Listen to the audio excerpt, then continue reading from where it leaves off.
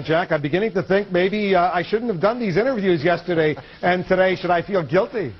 You know, I don't know, Wolf. If war breaks out between Pakistan and Afghanistan, you know, you may have some guys coming by and knocking on your door asking for transcripts.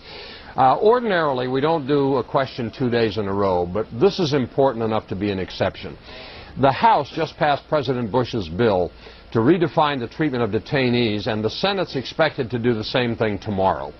Buried deep inside this legislation is a provision that will pardon President Bush and all the members of his administration of any possible crimes connected with the torture and mistreatment of detainees, dated all the way back to September 11, 2001. At least President Nixon had Gerald Ford to do his dirty work. President Bush is trying to pardon himself.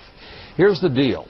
Under the War Crimes Act, violations of the Geneva Conventions are felonies, in some cases punishable by death.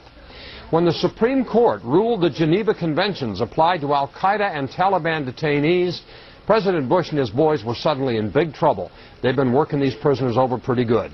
In an effort to avoid possible prosecution, they're trying to cram this bill through Congress before the end of the week when Congress adjourns. The reason there's such a rush to do this, if the Democrats get control of the House in November, well, this kind of legislation probably wouldn't pass. You want to know the real disgrace of what these people are about to do or in the process of doing? Senator Bill Frist and Congressman Dennis Hastert and their Republican stooges apparently don't see anything wrong with this. I really do wonder sometimes what we're becoming in this country. The question is this: should Congress pass a bill giving retroactive immunity to President Bush for possible war crimes?